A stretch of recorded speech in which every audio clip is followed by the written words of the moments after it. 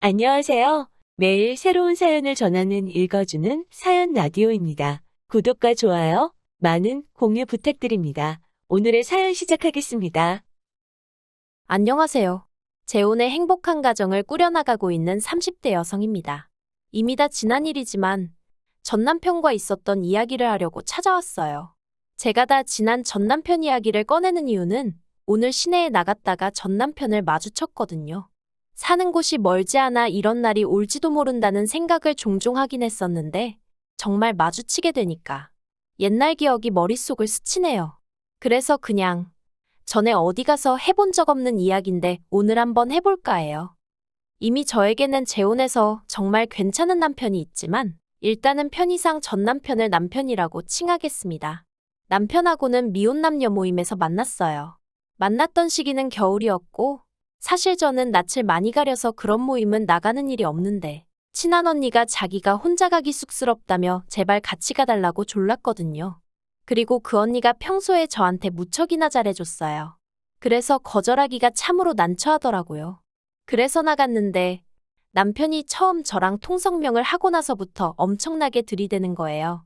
그리고 그런 남편의 적극적인 태도가 왠지 남자답게 느껴졌다고 해야 할까요? 싫지가 않았습니다. 그래서 이후로도 모임 내에서 두세 번 더 만남을 갖다가 본격적으로 연애를 시작했고요. 사귄 지 1년도 안 돼서 남편이 프로포즈를 해왔을 땐 그 또한 적극적이고 저돌적인 남편의 성격 탓이라 생각하고 한편으론 내가 얼마나 좋으면 저러나 싶어서 기쁜 마음으로 프로포즈를 받아들였습니다. 남편은 저와 마찬가지로 회사를 다니는 평범한 직장인이었고 딱히 모난 구석이 없는 사람이었어요. 결혼을 앞두고 이런저런 조건들을 따져봐도 크게 마음에 걸리는 것이 없었죠. 게다가 전화 친정 부모님은 그런 기대는 하지도 않고 있었는데 시댁에서 신혼집도 준비해 두셨다대요. 깜짝 놀랐죠. 그런데 그게 다가 아니었어요. 신혼집 안에는 이미 가정가구까지 다 들어와 있었거든요. 그래서 제가 이건 언제 다 준비한 거냐고 했더니 잠깐 주춤하더니 한다는 말이 저랑 연애할 때 이미 하나씩 다 준비를 하고 있었다는 거예요. 자기는 저랑 결혼하게 될 거라는 확신이 있었다면서. 그리고 제가 너무 순진했던 거죠. 그 말을 전혀 의심하지 않았거든요. 오히려 이 남자가 이런 로맨틱한 부분도 있었구나 하고 감동까지 했는걸요. 그런데 친정어머니는 제 이야기를 들으시곤 아무래도 뭔가 찜찜하다시대요. 아무리 그쪽에서 저를 좋게 봤어도 그렇지 신혼집은 그렇다 쳐도 어떻게 가정가구까지 다 들여놓냐면서. 그리고 가정가구는 보통 신혼부부가 같이 가서 취향에 맞춰서 사는 거지. 어느 집에서 그걸 일방적으로 다 채워놓냐 하시는 거예요. 그런데 그 말을 듣고 나니까 저도 좀 뭐랄까 마음에 걸리는 것들이 있긴 했어요. 집안에 채워져 있던 가정가구들이 새 거는 맞는데 어딘가 유행이 좀 지나간 것들 같았다고 해야 할까요? 그리고 아무리 봐도 남편 취향이나 어머님 취향은 아니었단 말이죠. 그렇다고 신우 취향인가 생각해봤는데 솔직히 동생 신혼집에 누나 취향으로 꾸며놓는다? 그건 말도 안 되는 것 같고. 그런데 도통 남편에게 뭘 어떻게 물어봐야 할지 모르겠는 거예요. 그래서 이러지도 저러지도 못하고 하루 이틀 시간만 흘려보냈습니다. 그러다 청첩장이 나오고 남편 친구들에게 청첩장도 주고 인사도 할 겸 자리가 만들어졌어요. 그런데 남편 친구들이 저를 보더니 좀 당황하고 놀라는 눈치더라고요. 뭔가 어색한 공기가 흘렀죠. 그래도 술이 한 잔 두 잔 들어가니까 금세 분위기는 풀어졌지만요. 그리고 저도 나름대로 남편의 친한 친구들이라고 하니까 잘 보이고 싶은 마음에 평소 제 성격과는 달리 리액션도 열심히 하고 그랬어요. 그랬더니 남편 친구들 중 한 명이 남편더러 재수 씨는 지연이랑 생긴 건 엄청 닮았는데 성격이 완전 딴판이네 그러는 거예요. 지연이? 지연이가 누구지? 하는 생각이 드는 동시에 순간 분위기가 착 가라앉았고 서로서로 눈치만 보고 남편은 남편대로 당황한 기색이 역력해서는 무슨 소리를 하는 거냐면서 취했냐고 막 너스레를 떠는데 아, 내가 모르는 뭔가가 있구나 싶더라고요. 그리고 결국 그날의 술자리는 떨떠름한 분위기로 끝이 났고 저는 택시를 타고 집에 왔습니다. 집에 오는 내내 남편한테서 전화며 문자며 끝없이 쏟아졌지만 술 취한 남편과 대화다운 대화가 이루어질 것 같지 않더라고요. 그래서 핸드폰은 열어보지도 않고 잤어요. 그리고 이튿날 늦은 오후가 돼서야 남편을 만났습니다. 카페에서 남편을 만나 지연이가 누구냐 단도직입적으로 물었어요. 그랬더니 남편이 정말 미안하다면서 사실은 자기가 저한테 고백할 게 하나 있다대요. 그리고 듣게 된 이야기는 충격 그 자체였습니다. 지연이란 여자는 남편의 전처였거든요. 남편은 혼인신고는 안 했었기 때문에 전처라는 표현은 가당치도 않다고 했지만 제 생각은 달랐습니다. 일가 친척 지인들 다 불러놓고 결혼식을 올렸으면 혼인신고를 했건 안 했건 부부 아닌가요? 적어도 거기 왔던 사람들은 다 남편이 결혼했던 걸 기억할 테니까요. 하지만 남편은 계속해서 자기는 법적으로 깨끗하다. 그래서 미혼 남녀 모임에도 나갈 수 있었던 거라며 저를 설득하려 들더군요. 아무튼 남편 말로는 그 지연이란 여자와 결혼식을 올리고 신혼여행까지 갔지만 여행 이틀 만에 도저히 같이 못 살겠다는 생각이 들어서 파혼을 했대요. 그리고 신혼집 또한 실은 지연이란 여자와 살려던 집이었다고요. 그 이야기를 듣는 동안 정말 제가 느낀 심정은 말로 표현할 수가 없어요. 단순히 실망하고 화가 났다는 수준이 아니었죠. 배신감에 치가 떨린다는 게 이런 건가 싶었고, 그러나 중에도 내가 이 결혼식을 엎으면 어떻게 될까 하는 계산도 하게 되고, 드라마 속 여주인공들처럼 어떻게 그럴 수 있냐 소리를 지르고 그런 것도 못하겠더라고요. 그냥 손발이 덜덜 떨리고 심장은 얼마나 벌렁거리던지. 한마디로 제정신이 아니었다니까요. 저는 남편에게 우리 결혼 다시 한번 생각해보자 했고 그 길로 집에 왔습니다. 그런데 결론부터 이야기하자면 파혼은 못했어요. 파혼을 못한 이유는 어리석게도 파혼을 하고 났을 때 주변에서 들려올 수군거림을 감당할 자신이 없었거든요. 저희 친정부모님 체면을 지켜드리지 못하는 것도 너무 죄송했고요.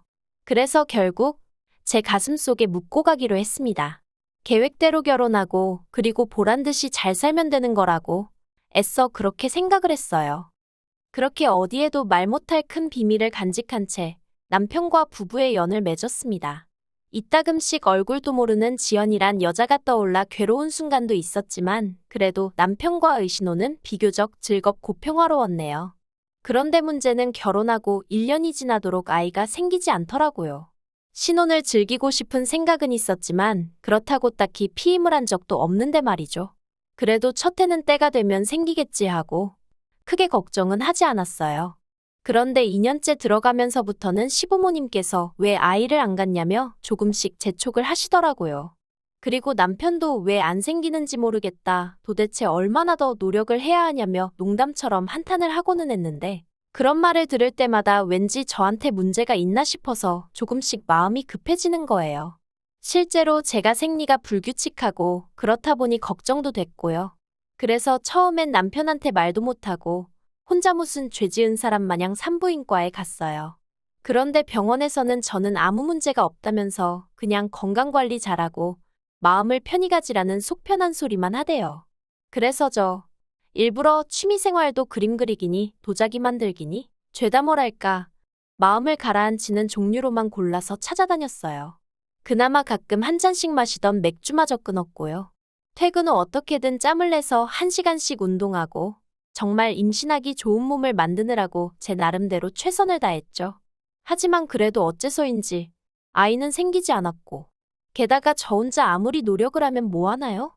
남편은 회사 일을 핑계로 걸핏하면 술에 떡이 돼서 집에 오기 일쑤였고 운동하고도 담을 쌓은 지가 오래였으니 그래서 결국 참다 못한 제가 남편한테 같이 병원에 가자고 했어요. 그런데 남편이 곧 죽어도 병원은 가기 싫답니다. 병원에서 자기 상태를 확인하는 그 과정이 수치스럽다나요? 그리고 시부모님께서도 하시는 말씀이 당신 아들에게는 아무런 문제가 없을 거랍니다. 그래서 제가 어떻게 그걸 그렇게 확신하시냐 했어요. 사실 결혼 초만 하더라도 그래도 시부모님 말씀이라면 내내 하고 웬만해선 싫은 소리를 안 하던 저였지만 2년쯤 넘어가면서 임신은 안 되고 시부모님은 괜히 제 탓을 하시고 그러니 저도 할 말은 하고 살아야겠다 싶더라고요. 그래서 언젠가부턴 아니다 싶으면 조금씩 따지고 들기도 하고 싫다 소리도 하고 그렇게 성격이 바뀌었네요. 아무튼 그러고 제가 물으니 어머님이 하시는 대답이 가관이었습니다. 당신이 연초에 용하다는 점집에 다녀왔는데 당신 아들 사주에는 자식이 있다고 했다는 거예요. 그러니 병원에 가보고 어쩌고 할 필요가 없다나요? 이건 뭐 아무리 제가 논리적인 이유를 가져다 대도 사주님이 신이니 들이대시니 말이 통해야 말이죠. 게다가 남편마저 비협조적으로 나오니 제가 다 큰 성인 남자를 끌고 병원에 갈 수도 없는 노릇이었고 환장하겠더군요. 그래서 저도 그냥 될 대로 되라 하고 내버려뒀어요. 그렇다고 포기를 한 건 아니고 남편과 계속 노력은 했지만 더 이상 제가 할 수 있는 게 없었다는 뜻이에요. 언젠간 찾아와 주겠지. 그냥 그렇게 믿고 기다리는 것 말고 제가 할 수 있는 일이 없더라고요. 그러다 올해 초 퇴근하고 집에 왔는데 남편이 웬일로 저보다 먼저 와 있더라고요. 그리고 얼굴을 보니 안색이 무척이나 어두웠죠. 그래서 제가 무슨 일이라도 있었냐 물으니까 아무것도 아니라면서 제 눈을 피하대요. 그래도 한 이불 덮고 지낸 시간이 있는데 단박에 무슨 일이 있다는 건 알겠더군요. 하지만 뭐가 됐건 간에 아직 나한테 말할 준비가 안 되어 있나 보다 싶어서 더는 묻지 않았습니다. 그런데 그 후로 2주쯤 지났을 무렵인가 시부모님이 저희 집에 오셨어요. 시댁이 저희 집에서 먼 거리는 아니었지만 그래도 평일 저녁에 찾아오시는 일은 흔치 않았기에 기니할 이야기라도 있으신가 싶더군요. 그리고 역시나 제 예감은 틀리지 않았습니다. 시부모님께선 두 분 다 평소보다 훨씬 긴장한 얼굴을 하고 계셨거든요. 그래서 제가 지난번 이 사람도 그렇고 오늘 두 분도 그렇고 저한테 뭐 할 이야기가 있으신 거냐 물었어요. 그랬더니 어머님이 돌려 말하지 않겠다며 애는 안 생기고 이참에 입양을 하는 건 어떻겠냐 하시대요. 입양이라니 생각지도 못한 단어였죠. 그리고 저는 싫다고 했어요. 아직 전화 남편이나 젊고 자연 임신이 안 되면 다른 방법을 시도해 볼 수도 있는데 왜 입양을 하냐고요. 그랬더니 어머님이 핸드폰을 꺼내시더니 애 사진을 하나 보여주시대요. 그래서 이게 뭐냐니까. 남편이 저더러 정말 미안하다면서 자기 애래요. 자기가 정말 미쳤었나 보다며 자기가 정말 죽을 죄를 지었다면서 말이죠. 그리고 알게 된 건 저희가 결혼 생활을 하던 중 딱 2달 떨어져 지낸 기간이 있었어요. 제가 회사 일로 해외에 2달 동안 나가 있어야 했거든요. 그리고 그때 분명히 남편에게 당신이 싫다 하면 안 가겠다고 했는데 남편이 자기는 그렇게 꽉 막힌 남자가 아니라면서 흔쾌히 다녀오라고 했죠. 그래서 정말 고마운 마음으로 다녀왔고 그 출장 덕분에 저는 승진도 했어요. 그런데 제가 떠나 있던 그때 남편이 말하길 전 저한테 연락이 왔대요. 원래 대학 시절부터 친구 사이였다는 건 그때 저도 처음 들었네요. 아무튼 친구로서 고민 좀 들어달라나 뭐 그래서 정말 딱 얘기만 들어주려고 나갔답니다. 그런데 그날을 시작으로 제가 한국에 돌아올 때까지 2달 동안 아주 별짓거리를 다 했던 거죠. 남편이 변명이랍시고 하는 소리는 더 가관이었습니다. 자기는 그래도 최소한의 양심을 지키려고 피임은 꼬박꼬박 했는데 이게 어떻게 된 일인지 모르겠다면서. 그런데 여자가 자기가 더는 애를 못 키우겠다고 그런다면서. 그래도 자기 핏줄인데 자기가 어떻게 모른 척을 하냐고 그러대요. 그리고는 저더러 이번 한 번만 이해해주면 안 되겠냐. 애는 죄가 없지 않냐 그러는데. 시부모님까지 나서서는 내가 우리 아들 사주에는 애가 있다고 말하지 않았냐. 아무래도 걔가 그 애인 것 같다. 네가 애라도 하나 낳아놨으면 우리도 걔 데려오잔 소리 안 한다. 그런데 애는 안 생기지. 밖에 떡하니 우리 핏줄이 있다지. 이러면 우리로선 모른 척 할 수가 없다. 그런 말씀만 늘어놓으시대요. 그래서 제가 남편더러 그럼 데려다 키우라고 했어요. 나랑은 이혼하고 혼자서 키우던지 말던지 알아서 하라고요. 그런데 정말 실망스러웠던 건 그러면 말이라도 남편이 이혼은 못한다 그럴 줄 알았는데 남편이 갈등을 하는 게 제 눈에 보이더라고요. 이혼도 싫고 애는 데려와야겠고 어이가 없었죠. 저요. 솔직히 100번 양보해서 밖에서 낳아온 아이라고 해도 키워줄 수 있었을지도 몰라요. 남편이 저랑 같이 임신하려고 열심히 노력을 해줬었다면 말이죠. 하지만 제가 그렇게 임신을 기다리는 동안 남편은 아무 노력도 안 해줬거든요. 하다못해 병원도 안 가줬잖아요. 그런데 이제 와서 밖에다 애를 낳아놨으니 키워달라? 세상에 어떤 정신나간 X가 좋다고 키운다고 하겠냐는 거죠. 거기다 시부모님은 기껏해서 한다는 소리가 이혼해봤자 여자만 손해라고 그러면서 저더러 너 알지? 이혼하면 너는 몸뚱아리만 나가야 돼. 여기 집이고 뭐고 다 우리가 해준 거야. 나 같으면 그게 감사해서라도 눈 딱 감고 애 키워. 애가 큰애도 아니고 어린애라 내 새끼 다 품으면 품어지는데 그걸 왜 못해. 그런 소리나 하고 계셨으니까요. 그래서 결국 남편하고는 이혼했어요. 이혼 과정은 비교적 순탄했습니다. 어머님 말씀대로 집이니 뭐니 다 남편이 해온 거라 제가 받을 건 없었고, 그나마 남편하고 그 전처를 고소하려 드니까 남편이 자기가 위자료는 챙겨줄 테니 깔끔하게 마무리하자고 하더라고요. 그리고 솔직히 저도 다 짜증나고 지겨워서 에라 모르겠다 하고 5천만 원 불렀어요. 솔직히 법대로 하면 5천은 어림도 없단 얘기를 듣기도 했고, 그렇다고 5천 이상 부르면 남편이 마음 바꿔 법대로 하자고 들까봐 걱정도 되었거든요. 그리고 다행히 남편이 순순히 5천 이체해주대요. 그러면서 한다는 말이 소식은 전하고 살자는데 소름이 끼치더라니까요. 그런데 이혼하고 반년쯤 지나서 진짜 황당한 소식을 전해 들었어요. 남편 친구들 중 한 명이 알려준 건데, 저도 왜 저한테 굳이 알려준 건진 모르겠지만서도 남편 전처가 남편한테 맡기고 간 애가 남편 애가 아니랍니다. 하도 닮은 구석이 안 보여서 남편 친구들이 유전자 검사를 해보라고 부추겼는데 정말 불일치로 나올 줄은 몰랐다나요? 아무튼 그래서 남편 집안이 다 뒤집어지고 난리가 났다대요. 듣는데 이건 너무 웃겨서 제가 정말 소리내서 웃었어요. 그리고는 그 애 엄마는 어디 갔냐니까 동남아인지 어딘지로 튀었다는 소문만 있다고. 그러면서 애는 어쩌고 얘기하려는데 제가 저한테 더는 말하지 말라고 했어요.